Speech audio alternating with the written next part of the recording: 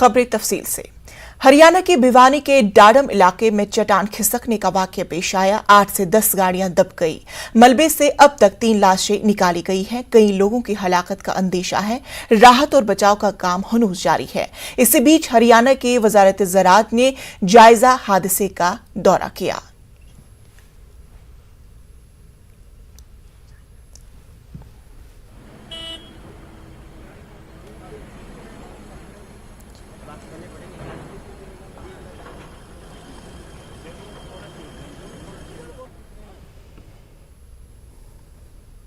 जम्मू कश्मीर में नए साल की रात वैष्णो देवी भवन में अकीदतमंदों की तादाद में इजाफा होने से भगदड़ मच जाने का वाकया पेश आया, जिसमें 12 अकीदतमंद हलाक और 15 जख्मी हुए हैं।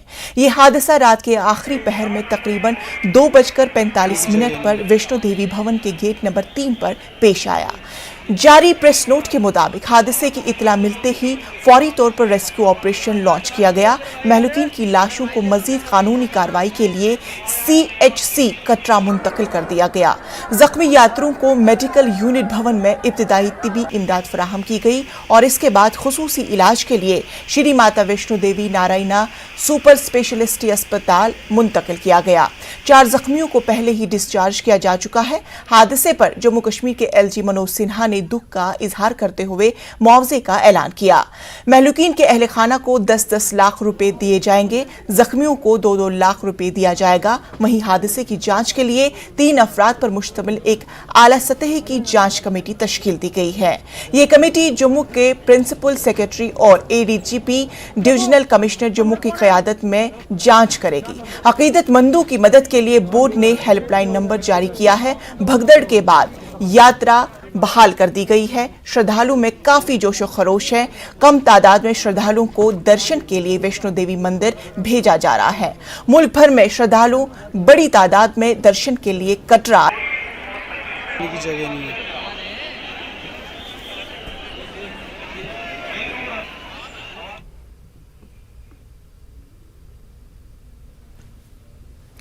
वहीं मरकजी वजीर जितेंद्र सिंह ने कटरा में वाक़े नारायणा अस्पताल का दौरा किया। वैष्णो देवी भवन में भगदड़ के बाद हुए जख्मी श्रद्धालुओं की इयादत की। उन्होंने नारायणा अस्पताल के दौरे के बाद मीडिया से बात की। उन्होंने कहा कि जो नारायणा अस्पताल में दाखिल हुए हैं उन सब की हालत मुस्तहकम है। नारायणा अस्पताल में है, यहाँ पर जो स्थिति है उसके अनुसार लगभग इतना कम से कम इतनी संतोषजनक बात है कि जो यहाँ पर दाखिल हुए हैं वो स्थिर है, स्टेबल है। हमारे साथ डॉक्टर JP सिंह भी हैं। अभी प्रत्येक इंजर्ड व्यक्ति से मिलना भी हुआ। ICU में हमारे 6 लोग दाखिल हैं, जिनमें से 2 तो लगभग अब छुट्टी देने के काबिल हैं। दूसरे 4 उनको थोड़ी सी कन्वर्शंस हुई थी, सीजर्स हुई थी। कभी कभी एनॉक्सिया, हिपोक्सिया हो जाता है जब सांस बंद जाता है, क्योंकि एक के ऊपर एक जब वो दब गए तो सांस दबने से उसका इमीडिएट इन्होंने जो इंट्यूबेशन करना था या जो दूसरे इमरजेंसी मेजर्स हैं वो एक्सरसाइज किए। मुझे लगता है धीरे धीरे they also have a good prognosis. कोई ऐसा नहीं लगता कि कोई जान का खतरा उन पर भी हो। उसके अतिरिक्त 4 व्यक्ति कॉमन वार्ड में है, जनरल वार्ड में, वो भी लगभग अब छुट्टी देने के काबिल हो जाएंगे। तो मुझे लगता है कुल मिलाकर के जो दाखिल हुए हैं। इसी दौरान कटरा में मकामी अफराद ने माता वैष्णो देवी श्राइन बोर्ड के खिलाफ एहतजाज किया। लोगों ने इस भगदड़ के लिए इंतजामिया को जिम्मेदार ठहराया है। एहतजाजियों का कहना है कि हुकाम ने गुंजाइश से ज्यादा अफराद को मंदिर में जाने की इजाजत दी थी।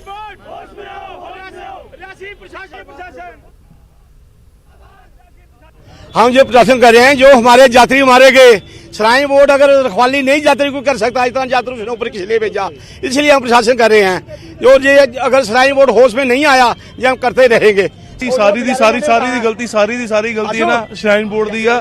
ਟੋਟਲ ਤੁਸੀਂ ਦੇਖੋ, ਤੁਸੀਂ ਯਾਤਰਾ ਲਈ ਜਾਂਦੇ ਆ 50000 ਬੰਦਾ ਆ, 50000 ਬੰਦਾ ਉਹਨਾਂ ਕੇ ਛੱਡੋ ਸਰ। ਉੱਪਰ ਇਹ ਹਾਲ ਸੀਗੀ, ਤੁਸੀਂ ਛੱਡ ਦਿਓ। ਮੈਂ ਲਾਈਵ ਦੇਖੀਆਂ, ਮੈਂ ਲਾਈਵ ਬੋੜੀਆਂ ਚੱਕੀਆਂ, ਆਪ ਚੱਕੀਆਂ, मैं खुद बोड़ियां चक्कियां सर, अपने हाथ के नाल बोड़ियां चक्कियां। मैनू पता सर, मैं गवर्नमेंट का एक बंदा वहाँ पर नहीं था।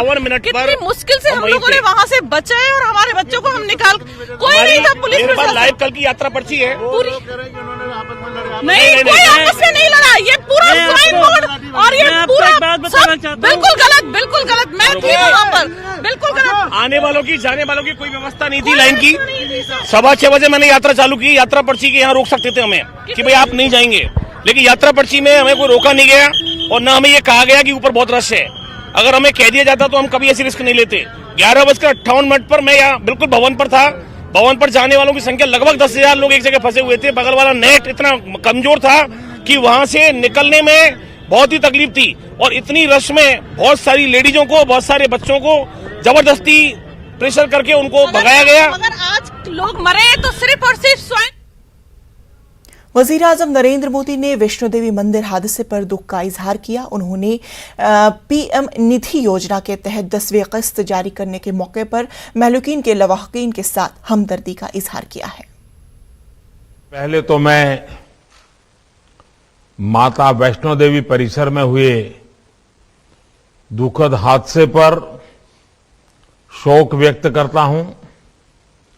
जिन लोगों ने भगदड़ में अपनों को खोया है, जो लोग घायल हुए हैं, मेरी संवेदनाएं उनके साथ है।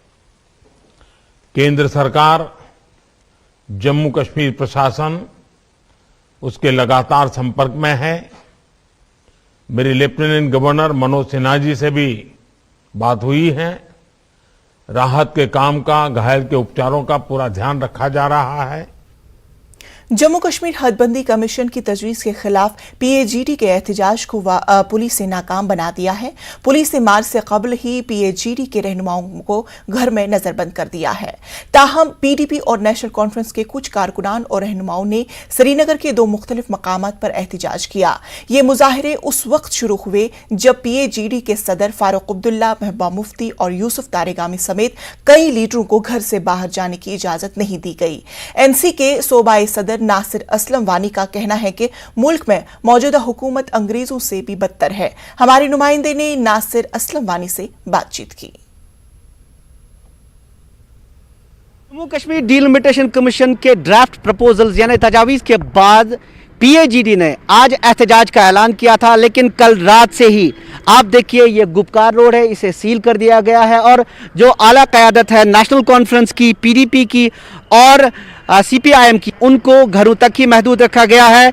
लेकिन यहाँ पर पहरे बिठाने के बावजूद आज नेशनल कॉन्फ्रेंस और पीडीपी के कई अरकान जमा हुए, उन्होंने नारेबाजी की। उनका ये कहना है कि एक पुरअमन एहतजाज को रोकना जमहूरी इक़्तिदार के खिलाफ है, इसका कोई जवाज़ ही नहीं बनता है। हमेशा से अपनी जमहूरी हक का इजहार करने का इस मुल्क में इजाज़त रही है। अगर आप अंग्रेज़ों के दौर में भी देखें तो तब भी गांधी जी जो थे पुरअमन तौर पे एहतजाज करने का जो सिलसिला उनको भी इजाज़त दी गई थी उस शख्सी राज में। आज वो आवाज़ भी इन्होंने दबा दी। मतलब डॉक्टर साहब ने बिल्कुल वाज़ेह कहा था कि हम पुरअमन तौर पे एक सिट-इन करेंगे और अपनी नाराज़गी का इजहार करेंगे।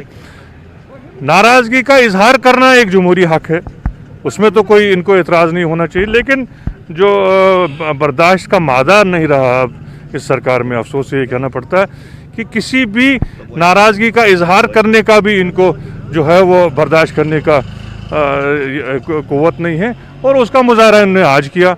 सारे पीएजीडी के जो लीडरान हैं उनको बंद किया गया। हमारे साथी जो यकजहती करना चाहते थे अपने लीडर के से, हमारे जो सदर साहब हैं फारूक साहब, वो पीएजीडी को हेड करते हैं, हमारे साथी उनसे यकजहती करना चाहते थे, इनको भी कहीं मिलने नहीं दिया गया। कोई खुदा न खास्ता कोई तकरीबकारी का मामला नहीं था, एक जमहूरी हक था जिसका इस्तेमाल करना चाहते थे। पुलिस की मुदाखलत के बाद एहतजाजी मुजाहरे अब खत्म हो गए, लेकिन यहाँ पे अभी पहरा बना हुआ है।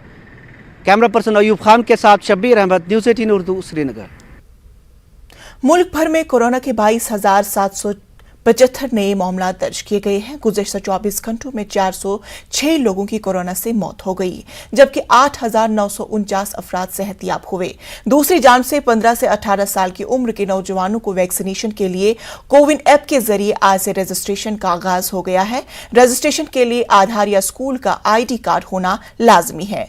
कोरोना वबा की हिफाजत के लिए हुकूमत की जानिब से मुख्तलिफ इक़दामात किए जा रहे हैं। मरकज और रियासती हुकूमत की जानिब से मास्क का इस्तेमाल, समाजी फासला और दीगर एहतियाती इख्तियार करने की आवाम से लगातार अपील की जा रही है।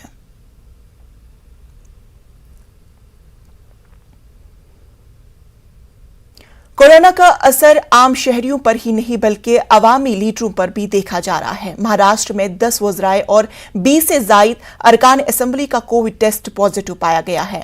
महाराष्ट्र के नायब वजीर आला अजित पवार ने ये बात बताई है। उन्होंने कहा कि कोरोना की लहर महाराष्ट्र में तेजी से फैल रही है। एक अंदाजे के मुताबिक रियासत भर में 50,000 ता 1 लाख लोग कोरोना से मुतासर है। कोरोना की तीसरी लहर को मामूली न समझा जाए। वाज़ेह है कि महाराष्ट्र में गुज़श्ता एक रोज में कोरोना के 8,000 से जायद मामलात दर्ज किए गए हैं, जबकि ओमिक्रॉन के मरीजों की तादाद 454 तक पहुंच गई है।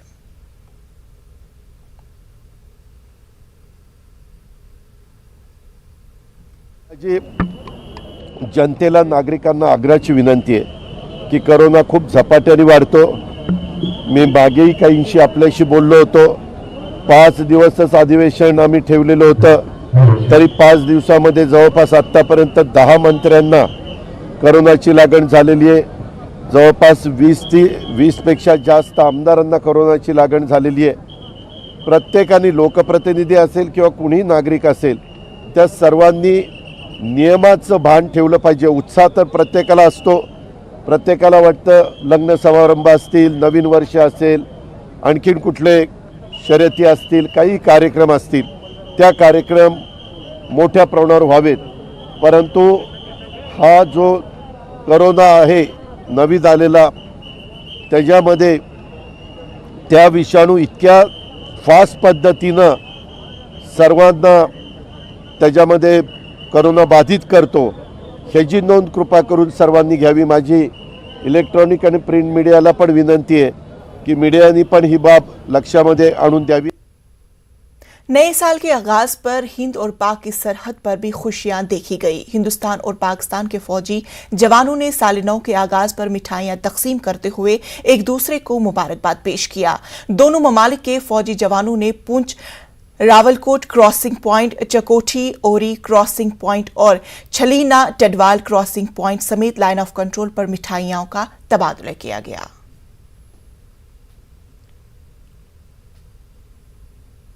हर बार की तरह इस बार भी हिंदुस्तान और पाकिस्तान की फ़ौज के दरमियान मिठाई एक्सचेंज की गई। बड़ी खुशी की बात है। आज नया साल शुरू हो रहा है। हम चाहते हैं कि हर बार इसी तरह मिठाई का एक्सचेंज होता रहे। 1 साल से लगभग सीज़ फायर है। हम चाहते हैं कि हर इसी तरह ये अमन चलता रहे दोनों मुल्कों के दरमियान। स्वीट डिस्ट्रीब्यूशन यहाँ पे हर एक ऑस्पिशियस एक्टिविटी जिसे हम बोल रहे हैं कि पावन त्यौहार पे किया जाता है। कोई भी यहाँ पे जो भी स्पेशल इवेंट हो, जैसे हम बोल रहे हैं ईद हो, दिवाली हो, जिससे भी दुनिया को खुशी मिल रही है, उस इवेंट को सेलिब्रेट करने के लिए हम यहाँ पे स्वीट डिस्ट्रीब्यूशन करते हैं। इसका मेन मकसद यही होता है कि दोनों देशों में अमन और प्यार बढ़ा रहे। देखिए, इसके लिए तो मैं यही बोलना चाहूँगा, हमारी भारतीय सेना का हर एक जवान इतना सक्षम है, वो इतनी ट्रेनिंग कर चुका है और उसके एथोस और जिसे हम स्पिरिट कोर बोलते हैं, उसकी वजह से वो इतना सक्षम है कि वो हर एक चुनौती का सामना करने के लिए बिल्कुल तैयार। सारे भारतीय जो मुझे देख रहे हैं उनको मैं यही बोलना चाहूँगा, पूरी भारतीय सेना की तरफ से आपको नए साल की बहुत बहुत शुभकामनाएं। धन्यवाद। वक्त हुआ छोटे से वक्फे का। बने रहे न्यूज़ 18 उर्दू के साथ।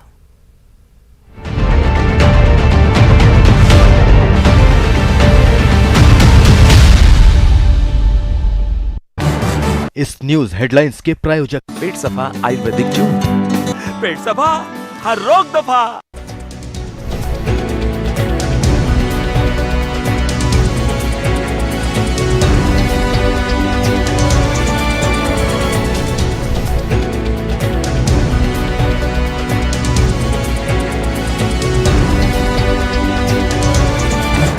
इस न्यूज हेडलाइंस के प्रायोजक पेट सफा आयुर्वेदिक जून। पेट सफा हर रोग दफा। ब्लूपर्स। मैं हूँ हिना जुबैर। सबसे पहले बुलेटिन की सुर्खियों पर एक नजर डालेंगे।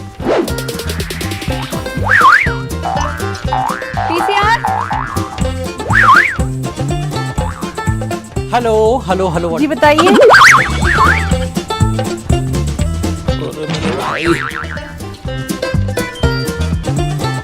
अब्बास साहब अस्सलाम वालेकुम। खास मुलाकात में फिलहाल इतना ही, मुझे दीजिए इजाजत। रिकॉर्डिंग तो नहीं कर रहे हो देख भाई, मेरा आइडिया दिया भाई।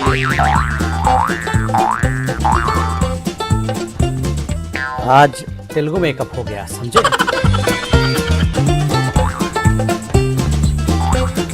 मैंने डाला ये, लंबी बीमारी के बाद हुआ इंतकाल। न्यूज 18 उर्दू पर महाराष्ट्र के अमरावती की पुलिस कमिश्नर भूल गई वो डालना।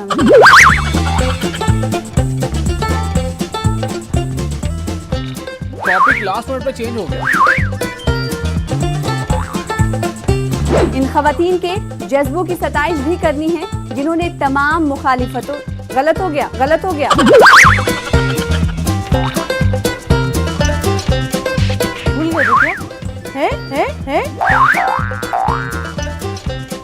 शुक्रिया के लिए था ही नहीं इनके पास। एंडिंग फिर से करें।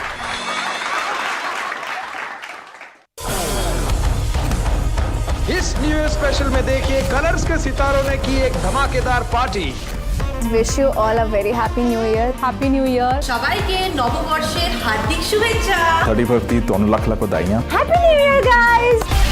और फॉरवर्ड मैसेज का जवाब देने में क्यों निकल रही है निकी तंबोली की जान। मैं फॉरवर्ड मैसेजेस लोगों को ब्लॉक कर देती हूँ।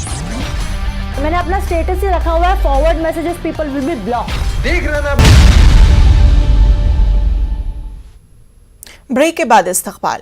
कर्नाटक में 2 दिन कबल आए बल्दियाती इंतखाबात के नताज में कांग्रेस बड़ी पार्टी बनकर उभरी है। वहीं हुक्मरान सियासी जमात बीजेपी को झटका लगा है। कांग्रेस की इस कामयाबी पर पार्टी के अक़लियती शोबे ने खुशी का इजहार किया। अक़लियती शोबे के रियासती नायब सदर मुदब्बिर अहमद खान ने कहा है कि MLC इंतखाबात के बाद बल्दियाती इंतखाबात में भी कांग्रेस का मुजाहिरा काफी अच्छा रहा है। उन्होंने कहा कि लोग रियासत की भी बीजेपी हुकूमत से नाराज है और तब्दीली चाहते हैं। MLC का इलेक्शन देख के आ रहे हैं, वहाँ से आपको रिजल्ट का पता चल रहा है कि हांगल में अपनी जीत हुई और जिस तरीके से वोटिंग पैटर्न दिखने में आ रहा है, इसमें लोगों में एक बदलाव लाने का एक उनके दिलों में आ गई है बात। आज उनके जज्बात खुल के नज़र आ रहे हैं। ULB इलेक्शन ये बात का गवाही देता है कि आज बीजेपी से लोग नाराज़ हैं और कुछ भी कहे वो, उनके आज जुमलेबाजी काम नहीं आ रही है। आज उनकी जितनी भी जुमलेबाजी करके जो लोगों को बेवकूफ़ बना के सरकारें बना दी थी उन्होंने, आज लोगों में बेदारी आ गई है और लोग उनको सबक सिखाने चले हैं और पहला उनको यहाँ पे एक झटका लगा है। इंशाल्लाह आइंदा 2023 में बहुत बड़ा झटका लगने वाला है। और साथ ही साथ आपको ये भी बता दूं कि बीजेपी के जो B टीम है उनको भी नुकसान हुआ है। बिहार में भी वैसे न करे सुनो। प्रदेश में भी क्या है ये दिखा दो। नए साल का आगाज हो गया है। कोरोना अहद में नए साल का इस्तकबाल दुनिया भर ने पुरवकार अंदाज में किया। कोरोना ज़वाबित का ख्याल रखते हुए लोगों ने नए साल का खुशामदीद कहा और अमन, खुशहाली, सेहत और आफात से महफूज रहने की दुआएं की।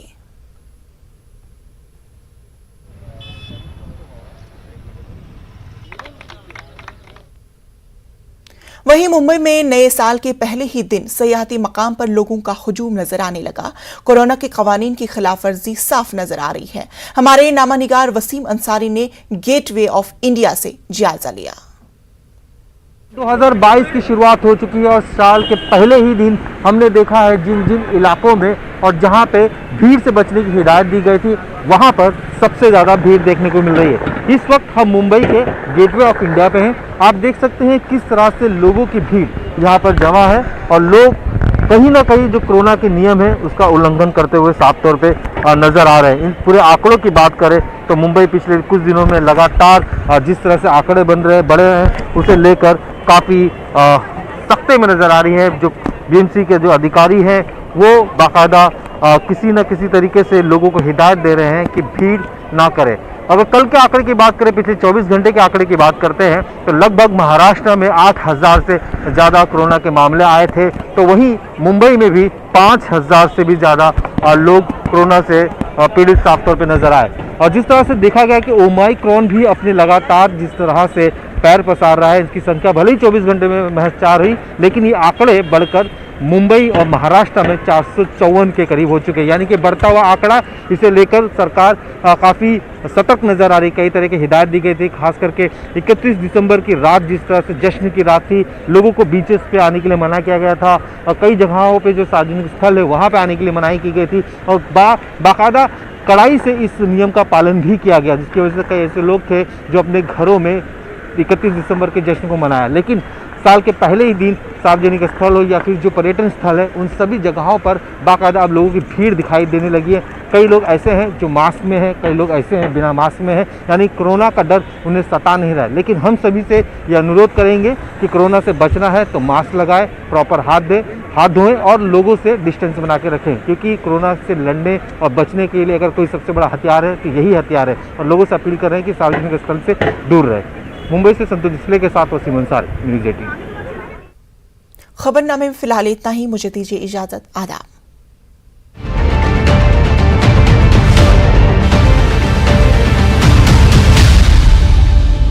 ब्लूपर्स। मैं हूँ हिना जुबैर। सबसे पहले बुलेटिन की सुर्खियों पर एक नजर डालेंगे। पीसीआर। हेलो जी बताइए।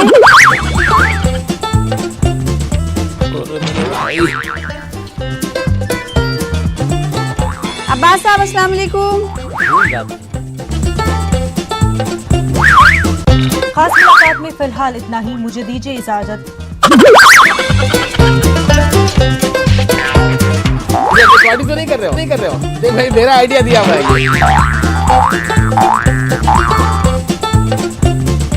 आज तेलुगु मेकअप हो गया, समझे?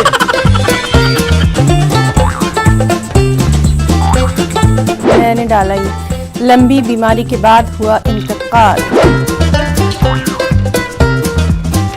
न्यूज़ 18 उर्दू पर महाराष्ट्र के अमरावती की पुलिस कमिश्नर भूल गई वो डालना।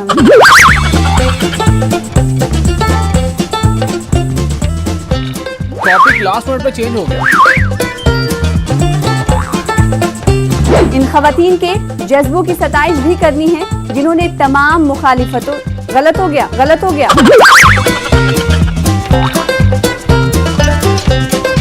भूल गए है? शुक्रिया के लिए था ही नहीं इनके पास। एंडिंग फिर से करें।